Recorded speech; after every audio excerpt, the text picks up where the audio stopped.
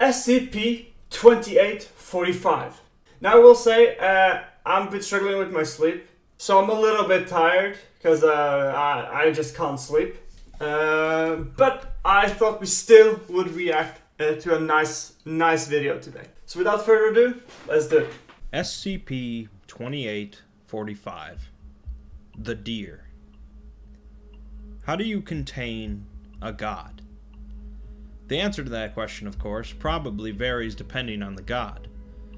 For some, the answer might be you don't. For others, maybe you convince the world to stop believing in them. And for others, maybe you just ask them. There are forces in the SCP universe, however, that won't go politely, and don't care who believes in them or not, but represent a massive threat to the world and must be contained by the Foundation somehow. One of these entities is SCP-2845, the Deer. SCP-2845 is partially known for having some of the most complicated and esoteric containment procedures in the Foundation, which we'll get to later. But overall, I want to explain 2845 and its connection to mythology. On November 27th, 2011, a comet was sighted in space, although it wasn't on a trajectory to impact Earth. A few days later, the existence of the comet was confirmed by multiple observatories, and 2 weeks later, a fragment of the comet broke off, maintaining a constant speed. This fragment was confirmed to have a trajectory that would connect to Earth, and so public announcements and evacuations commenced. 4 days later, the fragment lands in the Pacific Ocean, and over the next 3 days, SCP-2845 crosses 124 kilometers of the ocean to reach the western coast of the United States. On Christmas Day, 2011, civilians began to upload video footage of 2845, and it is confirmed to be hostile. The Foundation joins forces with the Global Occult Coalition to recover and contain the GOC! But the following day, artillery bombardment commences. I guess this is like one of the times we actually see a GOC and the Foundation working together.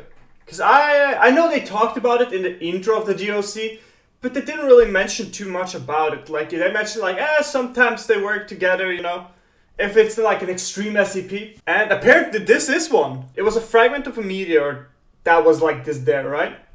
Does that mean that on that same meteor there was like multitude of other ones? Or was it just that there was like on the meteor and saw, here's people I don't like, let's jump off? Observation of 2845's capabilities and nature forced the Foundation to bring in outside containment consultants. On December 30th, an unknown event causes the Foundation and GOC to cease their bombardment for 16 hours, during which 2845 is unimpeded. Bombardment recommences, and the entity is led across the Sierra Nevada mountains while under constant artillery strikes.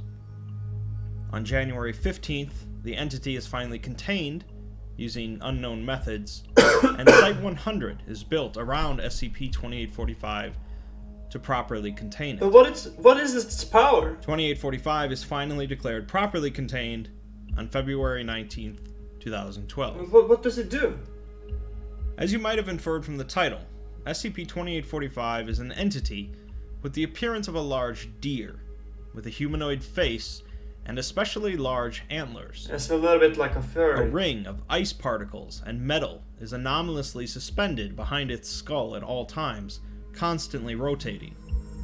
Ooh. Aside from being seemingly impervious to all physical damage inflicted upon it, 2845's main anomalous trait is its capability of transmuting and reconstructing any matter in sight, instantaneously. Wait, what? No matter is created or destroyed in the process, and the result remains stable even when it normally wouldn't, such as transmuting something into liquid metallic hydrogen at room temperature, or changing the local atmosphere without it mingling with other regions. Is that classified as like reality bending, or no? What does it mean to transmute and transform like material?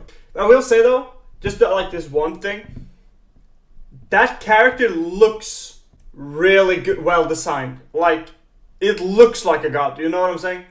SCP-2845 is capable of using these transmutations in offensive ways, easily devastating groups of combatants.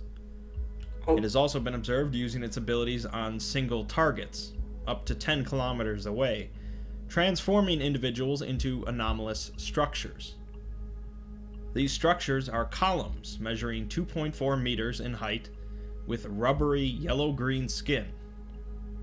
Most of the original body is used to fill the column, but the brain encompasses the entire interior structure and is in a constant state of high activity, possibly communicating with SCP-2845. Some of the individuals transformed by the deer retain mobility, but all have evaded capture so far. So, how do you contain something that is hostile, impervious to harm, and can change anything it wishes into hydrogen gas with simply a thought? Well, the answer is complicated, of course. I'll first go over the lengthy containment protocols before explaining why exactly they work. As mentioned, the Foundation went to outside containment consultants for some reason, which they practically never do, but these consultants are never allowed to leave Site-100 without a heavy dose of amnestics. Dozens of trained personnel and D-Class are assigned to containing 2845, and Site-100 is permitted an unhindered supply of untrained subjects for the purposes of containment, as 2845 is clearly a top priority. The containment chamber itself, along with Site-100 around it, have been constructed to exact specifications in a very specific design. To simplify, the site consists of a number of concentric circles, along with a number of circular chambers, each placed at specific points. The floor of each of these circular chambers contains a 6-pointed star, made of lead, and the central chamber, where 2845 and hundreds of converted humans are located, contains an atmosphere primarily consisting of hydrogen at negative 110 degrees Celsius. The actual containment procedures are when things start to get really strange, though, as they are both numerous and complicated. Okay. There are 6 procedures, each lasting 39 minutes, and with 10 hours between each of them. This adds up to 63 hours and 54 minutes, after which the 6 procedures will begin again, repeating endlessly. Oh, so it's like looped. Each procedure is carried out by 6 individuals, usually trained containment specialists, but some procedures involve D-Class personnel. The first procedure involves 6 trained individuals putting on masks and performing a comedic play that includes trading insults, ending with the one wearing the foolishness mask outwitting the others and declaring himself king. This is followed by a game of dice, although the winner is irrelevant. Wait, but why? Is he gonna justify these weird proceedings, or is it like, oh, we don't actually fucking know what's going on. We just have to do this because our specialist, they said that this is the way to do it. Because that's nearly what it sounds like, I'm not gonna lie. It sounds like they're like just doing what the consultants have planned for them, essentially. The second procedure involves a live musical performance, utilizing various instruments, accompanied by singing and dancing. The third has the containment specialists exchanging gifts, each not exceeding $4.28 in value. A recitation is performed while giving each gift, along with a scattering of grain around the containment chamber. The fourth procedure involves the individuals binding their feet with wool while consuming half a liter of olive oil and reciting another ceremony. Oh my god. This is followed by them reciting a separate ceremony half a liter? While breaking apart a large rock with hammers. For the fifth procedure, a D-Class is brought in, and a symbol is painted on their stomach with a platinum-based solution. They are then presented with a cloak, crown, and scepter, before being restrained in a chair and castrated with a hand sickle. Oh! The specialists recite another ceremony while disposing of the testes in a bowl of salt water. The testes in a bowl. The final procedure involves a baby, no more than 3 months old, being roasted over a fire. The specialists recite another ceremony and then consume the infant. They recite another ceremony, consume gastroliths, induce vomiting, and recite the final ceremony. What's the final? If a containment breach occurs, the on-site nuclear device is to be detonated. All Foundation facilities are to be locked down, and protocol Strike Down the Moon is to be activated. Strike down the moon. To reiterate, for full clarity, the containment specialists of SCP-2845 cook and consume roughly 135 babies each year, along with castrating the same number of D-Class, just to contain the entity. But how does it work? This is likely where some of you would like me to explain how that's actually not true, and that the containment procedures are simply an elaborate ruse. Unfortunately, that's only partly the case, and the SCP Foundation certainly does carry out these procedures, and will likely continue to do so for the foreseeable future. Oh my god, I gotta be honest, dude, that sickle to the nuts, dude? Nah, not a big fan. I don't know. You know, they said they were like roasting babies and stuff, but I gotta be honest, the sickle to the balls, dude? That one got me shook, dude. If you don't know what a sickle is, it's basically an old tool they used to harvest grass from, and it's like this pointy thing, and this round big blade. Great for cutting grass. Explicitly great. But for castration, dude. Ooh, bro, that's why, that's foul, dude. The imagery. I need to stop. Oh god. We're given a letter from a containment consultant to the site director, and it seems that others were confused about the nature of the containment protocols. The consultant is upset that the Foundation is attempting to cut corners where they can't be cut, after all of the effort it took to contain 2845. We're then given his explanation for why the procedures work. Okay. And that's because 2845 is a god. Oh, so he you need like sacrifices? It's not a local or mild god, or a weaker spirit bound by the strength of belief, but a powerful god. Gods cannot be contained by technology or scientific rules, but instead by rituals and words. Specifically, he says that rituals work not because of some underlying laws, but because they are given meaning through repetition and application. Basically, there's nothing stopping 2845 from escaping its containment with a thought, but it doesn't ever think to do so, because the continued ritual fools it into believing it's trapped. He claims that it literally cannot comprehend the concept of escape, as long as the ritual continues as it has. You know, that actually kind of makes sense. I am quite aware that they said the procedure is that, the dare itself thinks it's caught and captured and don't think about escaping, but I think it's more like bound to instincts than anything of why the ritual works. I think that's what's going on.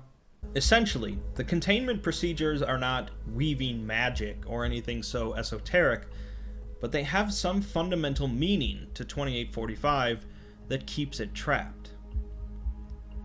So then, if the containment procedures aren't really doing anything specifically, why doesn't the ritual just consist of something arbitrary, like clapping your hands 30 times or dancing around a hat, instead of consuming infants? To answer that, we'll have to take a look at some history and mythology. That's an actual great question. Although some people may look at 2845 as some random anomalous deer, there are clues that point it towards something more familiar. Saturn. Saturn was a god worshipped by the ancient Romans, with his Greek equivalent being Cronus. Saturn was worshipped as a god of agriculture, wealth, liberation, and time. Saturn was celebrated with an annual festival known as Saturnalia, consisting of parties, gift exchanges, and feasting, which would go on to influence traditional Christmas celebrations.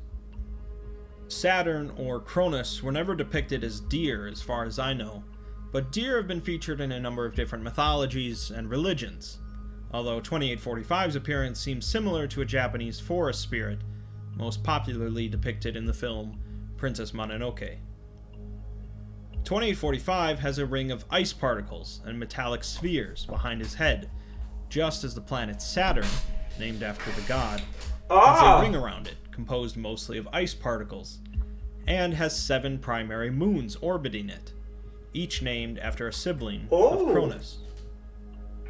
Saturn's atmosphere is made up of primarily hydrogen, along with helium and ammonium, just like 2845's main containment chamber. Much of Saturn's structure is made up of liquid metallic hydrogen and liquid metallic helium, the most common transmutations performed by 2845.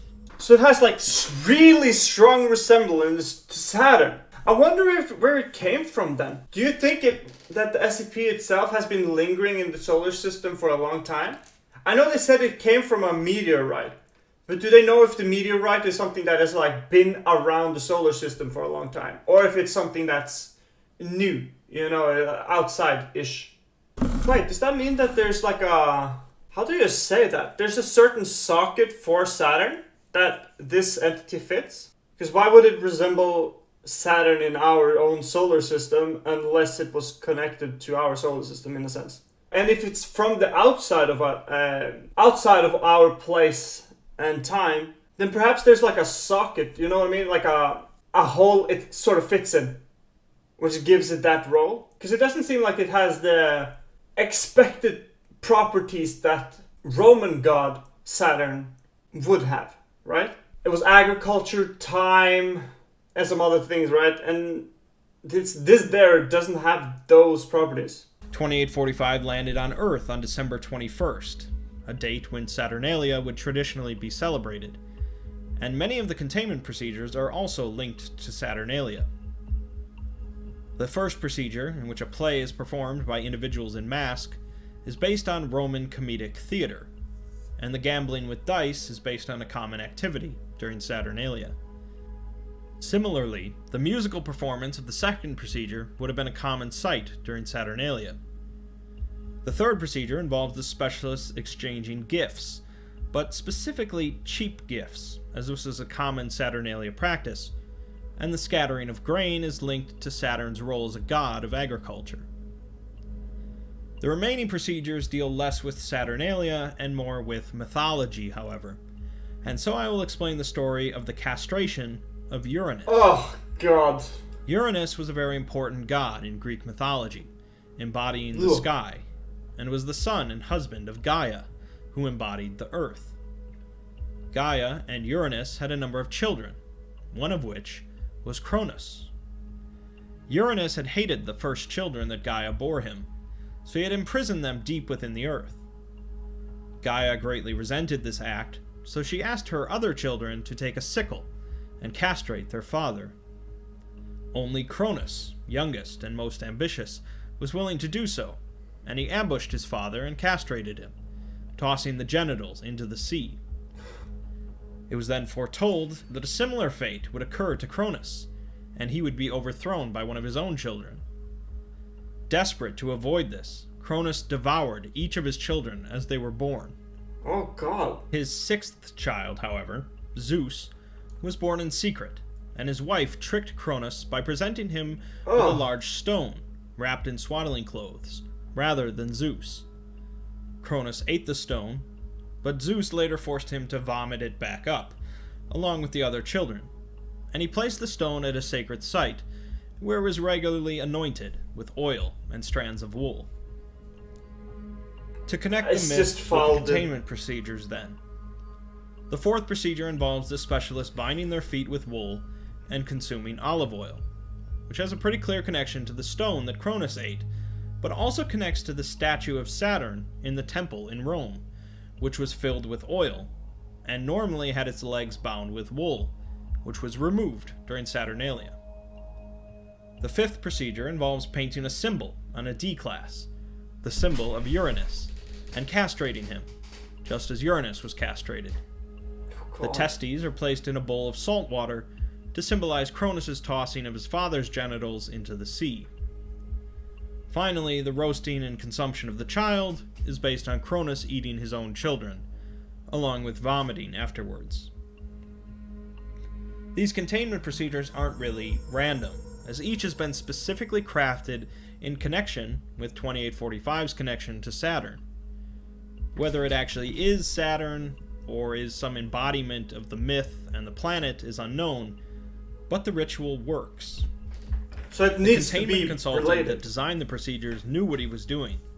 And perhaps even more impressive was how quickly he was able to design a procedure that would contain such an entity, based on very little information. The text that displays after you click on his letter reads, "Towering Kadath, my home." Kadath is a location created by author H.P. Lovecraft, which is located in the Dreamlands of Earth. I've done an entire video on the Dreamlands in the Cthulhu mythos, if you're interested, but Kadath was once the home of the dream gods of Earth, known as the Great Ones. This is kind of cool. This connection potentially shows the consultant to be involved in far more than just mythology. So, I've now explained It might actually be a part of it. SCP-2845, but there are still some unanswered questions, such as, is 2845 actually Saturn? What does it want with our planet? And what are the ramifications of the Foundation's very public containment efforts? Some SCP articles connect and blend with real-world mythology and stories in very blatant ways, while others do so in a much more subtle way, such as 2845. Both can be very interesting, but ones like SCP-2845 benefit from looking beyond just what the entry itself says. So I'm guessing we actually don't know if it's actually Saturn or if it's just something that's fitting a position that's similar. But honestly, the most interesting part, although the dare is very fascinating and very well crafted, I think nearly the most fascinating part is who the fuck made that ritual? Is it one of the children to Saturn? Right? Because Saturn was afraid of his own children, right? Or some shit like that, so he locked them all inside Earth. So maybe, maybe one of the people that helped were actually like God or God-linked in some manner. In the end, the answer to the question of how do you contain a god is, well, complicated. Oh, isn't it ritual, technically? Let's see what you got. The rituals might seem to be nonsense, but they are what I divined to be the best course of action. There are powerful symbols there, and whether or not you or I think they are appropriate to the situation is irrelevant. I have listened to the converted, and I have listened to the echoes of the stag in their song. They are not suffering, but they are no longer humans. They are changed utterly. The ritual remains as it is. Awesome, dude! Okay, that actually gives us quite a lot of insight. So apparently the guy sort of detected its underlying signs. Very good video. It's a very difficult SCP to really wrap your head around, I feel. Although it's plain in its explanation and its capabilities, but it seems a little bit off. It's very different from what we usually see from the SCP universe, much less the Foundation. Foundation aren't exactly very ritualistic and religious. They're way more scientific, usually, in their methods. So it's cool to see that they are capable of doing whatever it takes to contain. When I think about it, haven't we encountered this SCP before? I'm so sure we saw this SCP in 1730. Yeah, what happened at Site 13, SCP-730.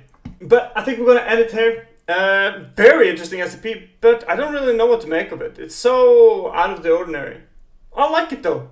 It's pretty cool. It's definitely one of the better SCPs we have encountered. Thank you guys for watching. I hope you enjoyed this video. Please leave a like, subscribe, comment some comments if you got some recommendations. And I'll see you guys in the next one, alrighty? Take care. Bye-bye.